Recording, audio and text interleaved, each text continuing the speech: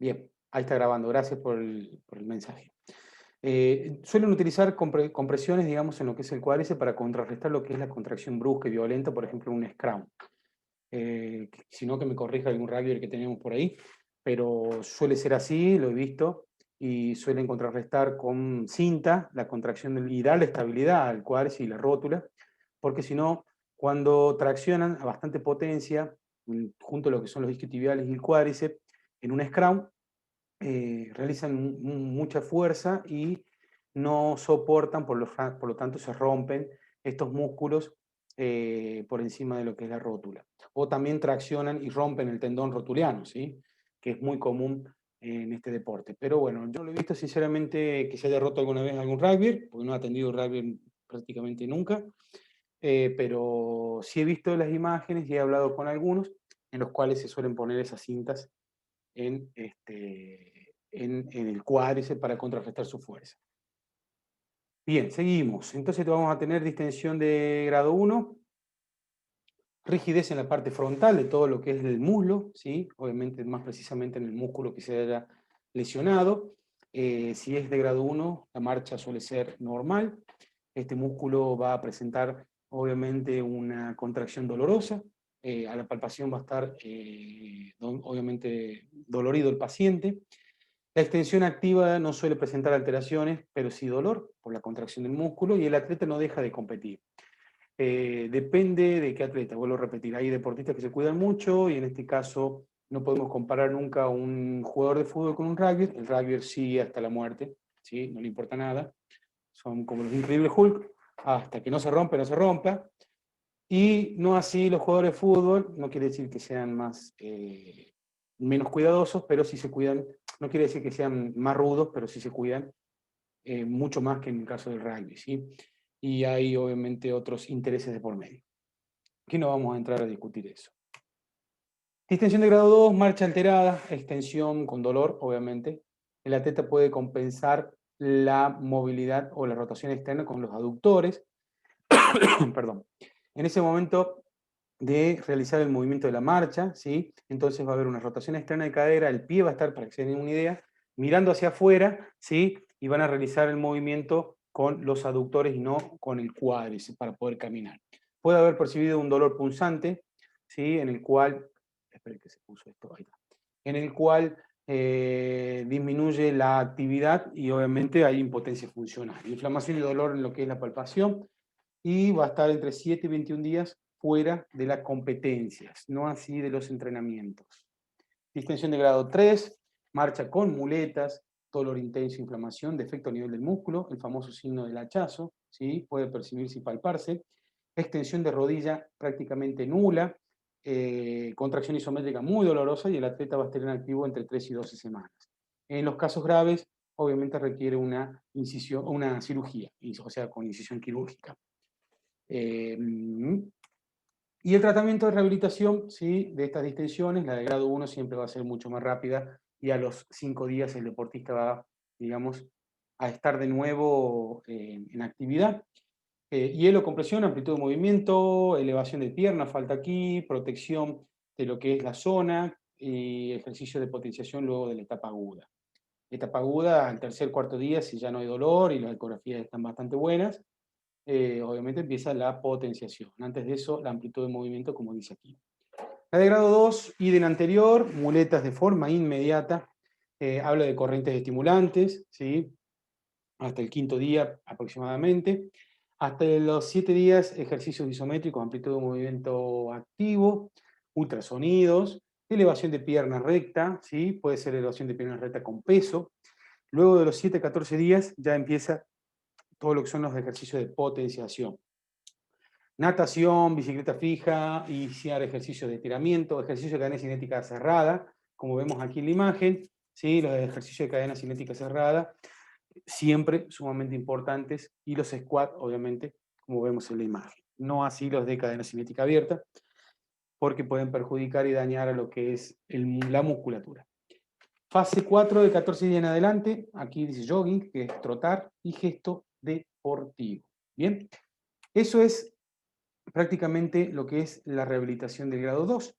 Y por último tenemos la distensión de grado 3, que obviamente respetamos todas las fases de las anteriores, pero a partir de las 2 semanas, ¿sí? Un poco más retardado lo que es la rehabilitación, siempre y cuando previo lo que es ecografías. Se realizan ejercicios isométricos, amplitud de movimiento, todo lo que son diatermias, elevación de pierna recta, como vemos aquí en la imagen, y elevación de pierna recta con peso a partir de la tercera semana. Fase 4, semana 4, ya acá empezamos a utilizar cadenas cinéticas cerradas, como por ejemplo la prensa, ¿sí? O también los squats, ¿sí? Lo que son las sentadillas sin peso y con peso. Prensa 3 días a la semana, como dice aquí.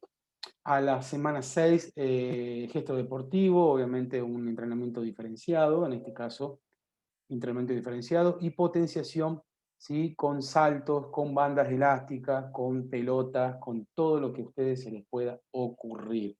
Siempre tengan en cuenta de respetar el proceso de curación y tener un control y un parámetro de lo que son los estudios ecográficos para cualquier lesión muscular, ¿sí?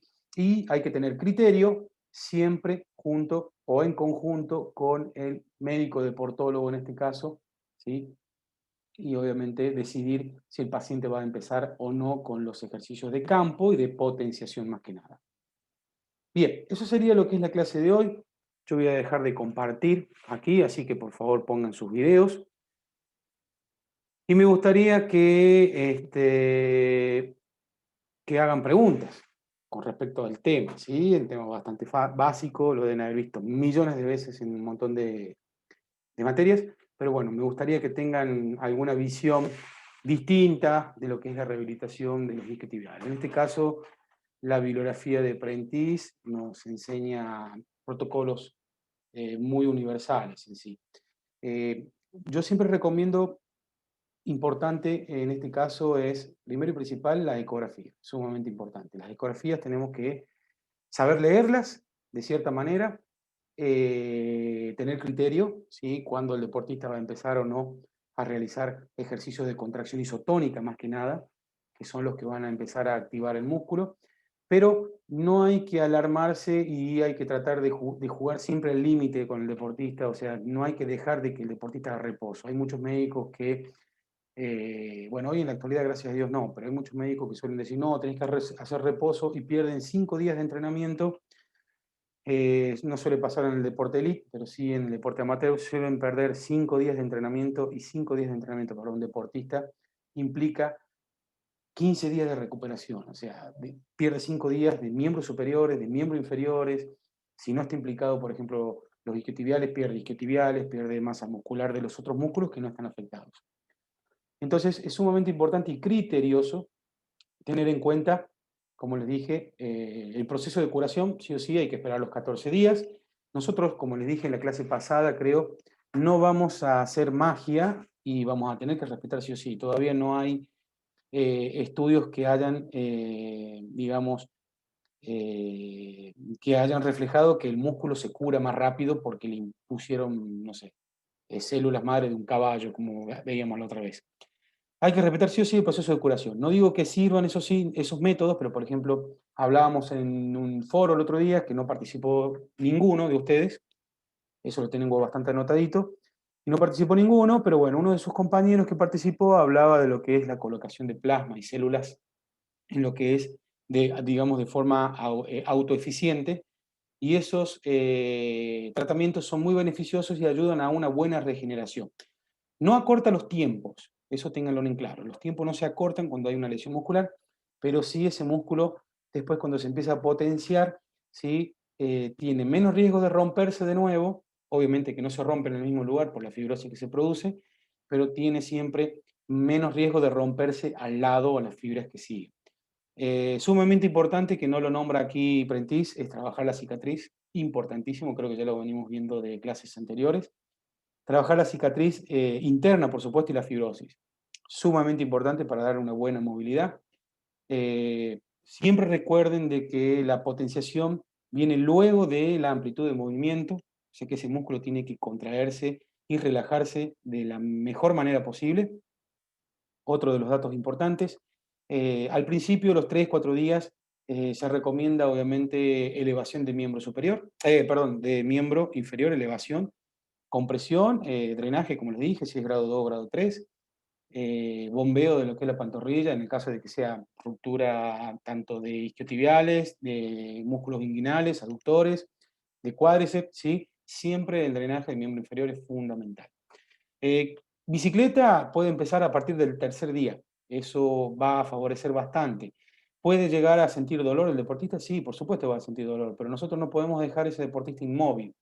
Mientras más se mueva y más se estimule, nosotros sabemos de que si un músculo está dañado y está afectado, el cuerpo tiene la capacidad de curarse solo. Entonces esas arteriolas que están dañadas se empiezan a cicatrizar en las primeras 48 horas, ¿sí? Como el proceso de curación, y después van a empezar a reclutar fibras nuevas. Entonces esas fibras nuevas se van a reclutar lo más rápido posible.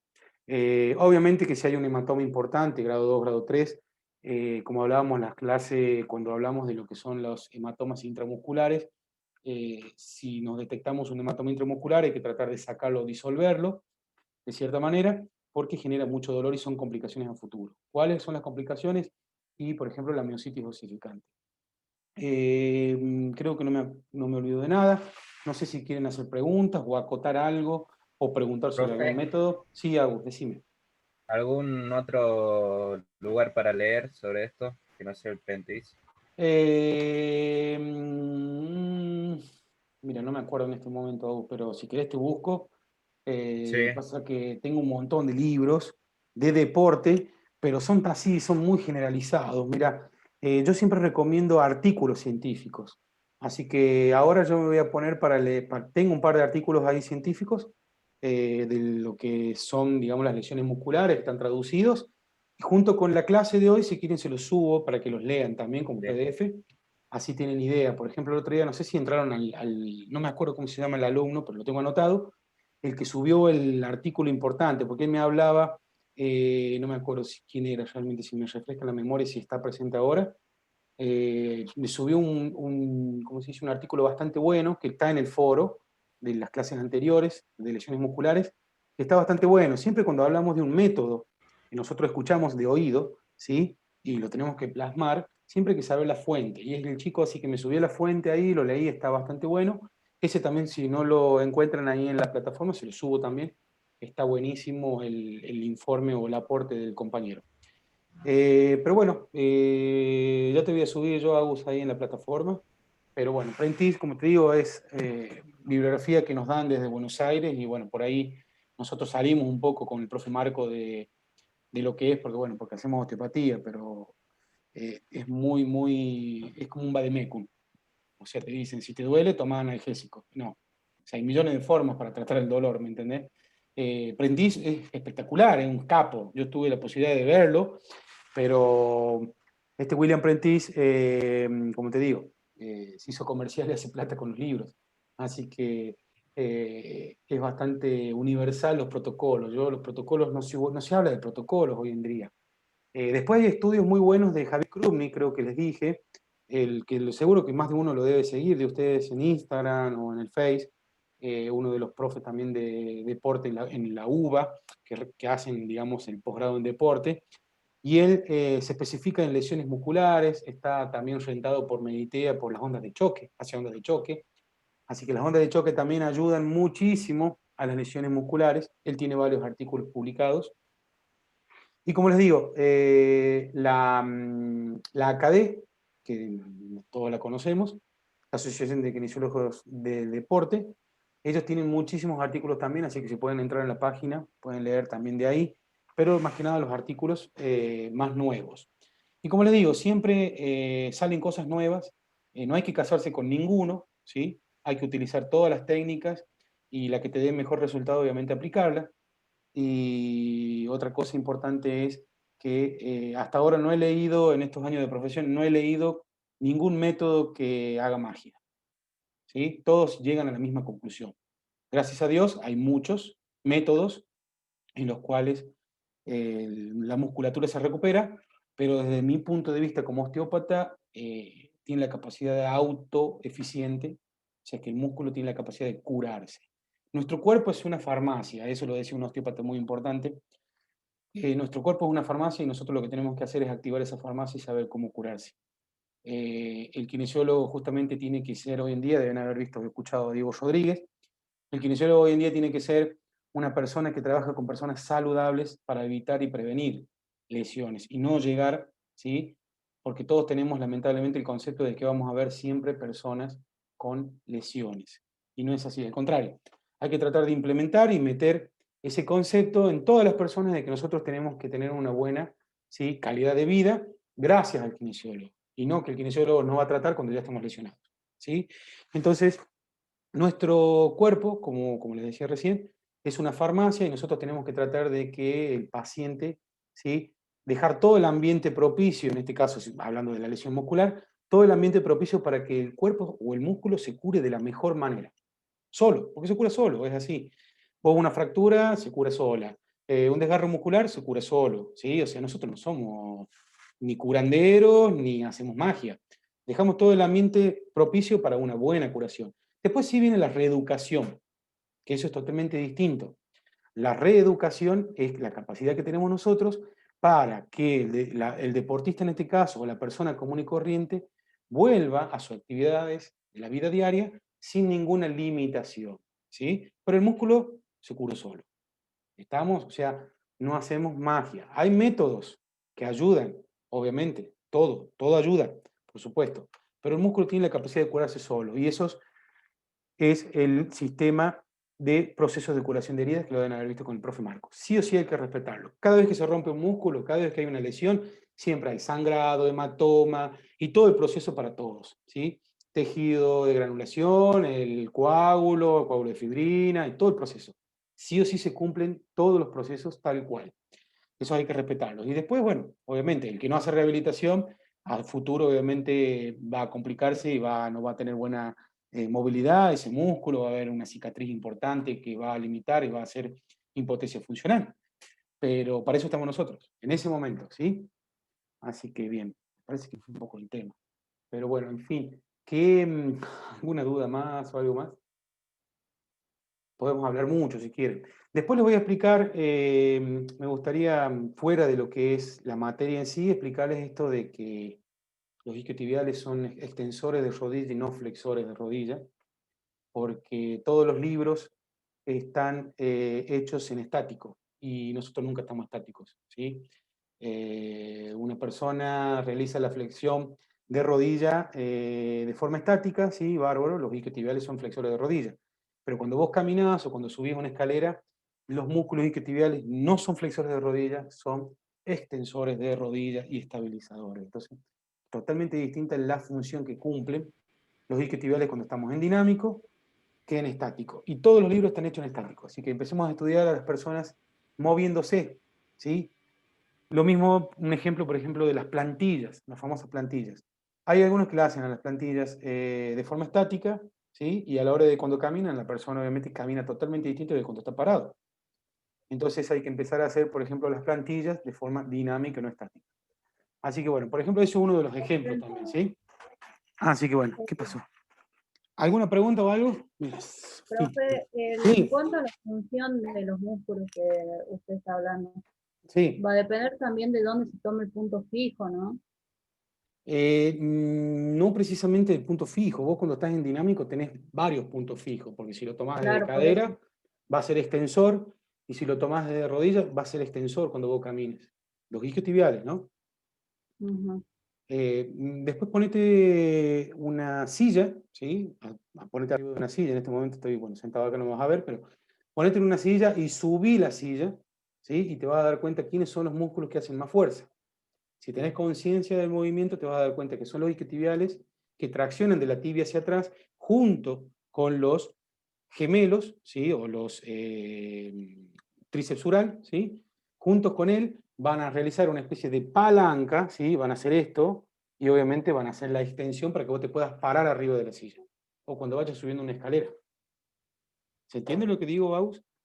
Sí, algo. Fíjate después cuando vos te subas a algún escalón con un solo pie de forma dinámico, te vas a dar cuenta, ¿sí?, de que el cuádriceps, obviamente que función cumple el cuádriceps en extensión, pero en dinámico, ¿sí?, cumplen la extensión, son sinergistas del cuádriceps, los isquiotibiales.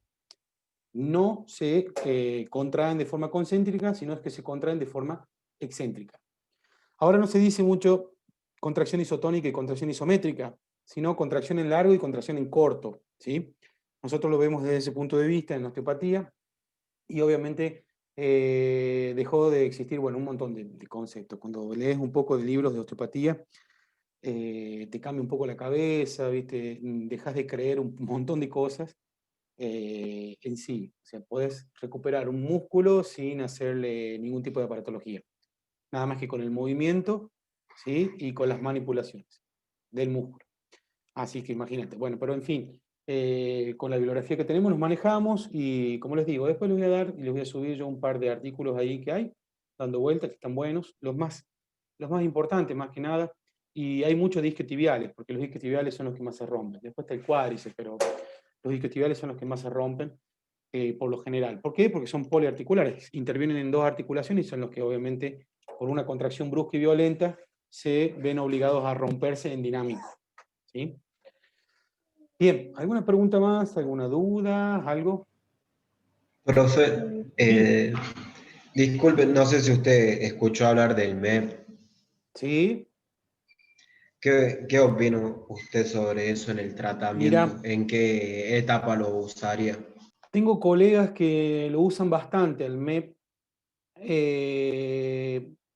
Microelectrólisis percutánea se llama MEP, ¿sí? Esto obviamente es una técnica con corrientes, es como hagan de cuenta ustedes, no sé si lo han visto alguna vez o han visto la posibilidad, han tenido la posibilidad de estar en un congreso y verlo o lo que sea.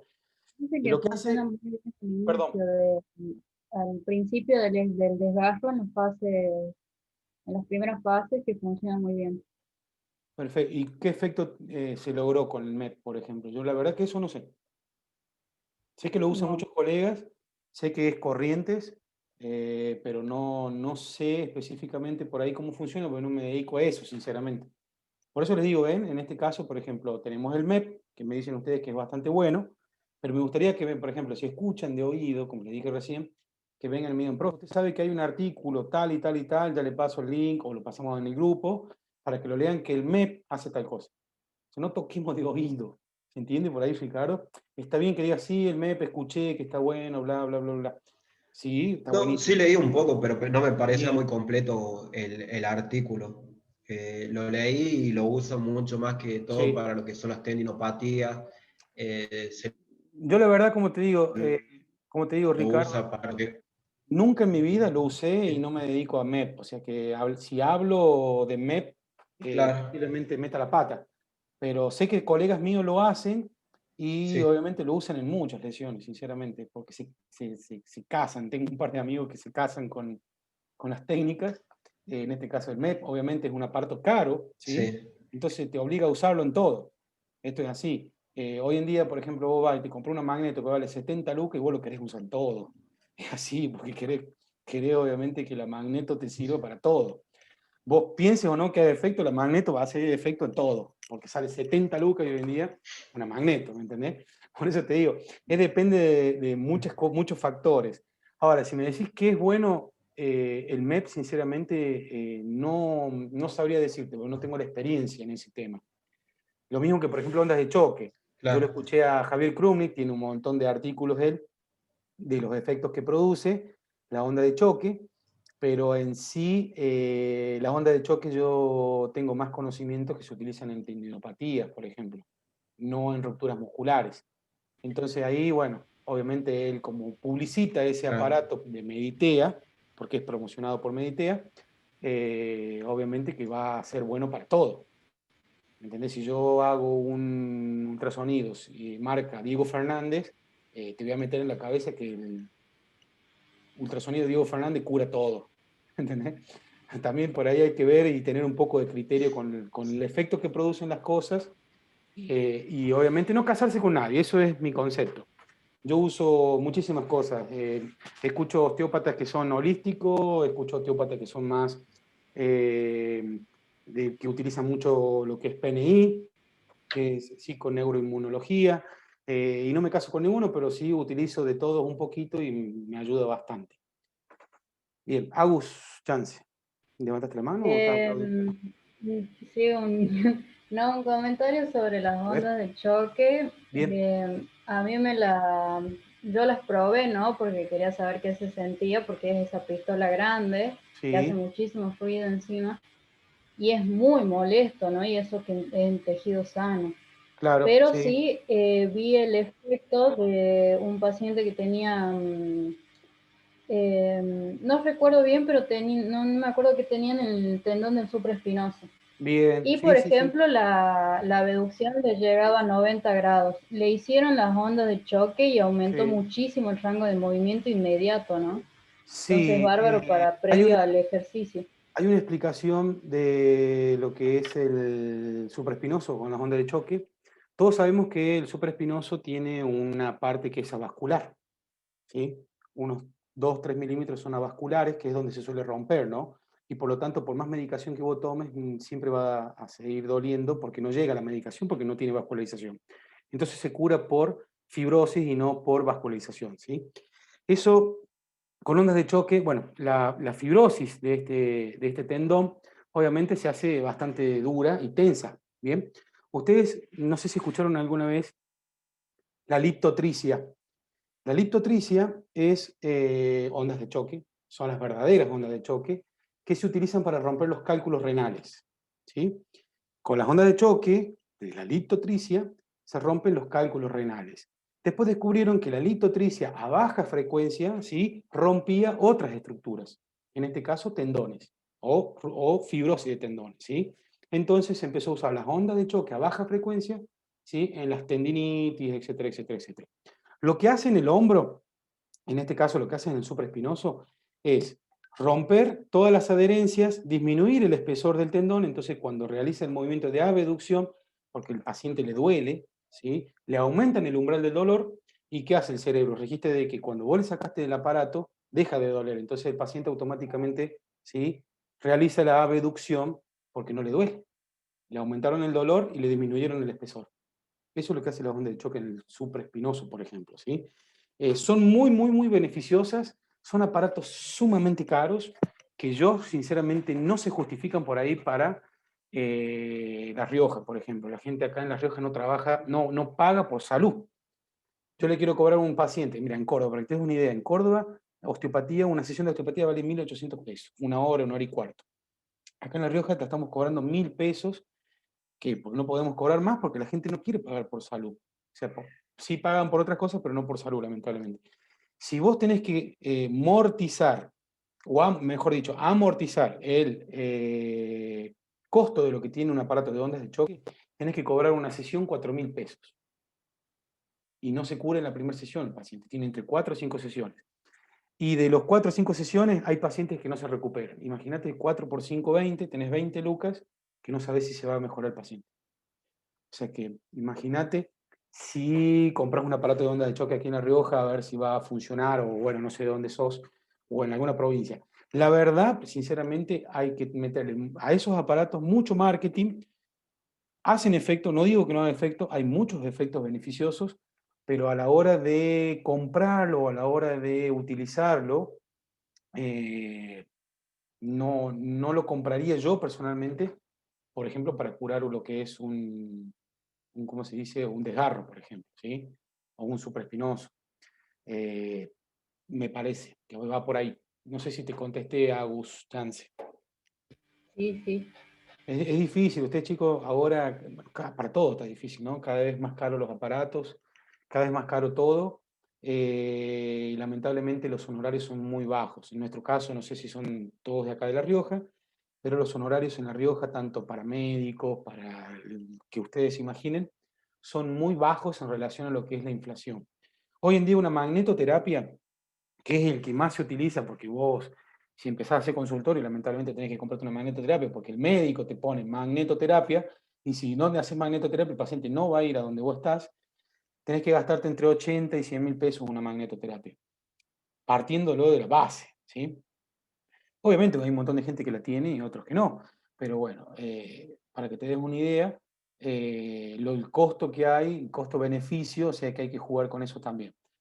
Bueno, no sé qué otra pregunta, otra duda con respecto a la clase en sí.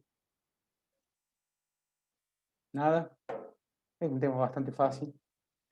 Ahora el miércoles quedamos, creo. Bueno, ya les voy a decir el miércoles bien qué tema vamos a ver.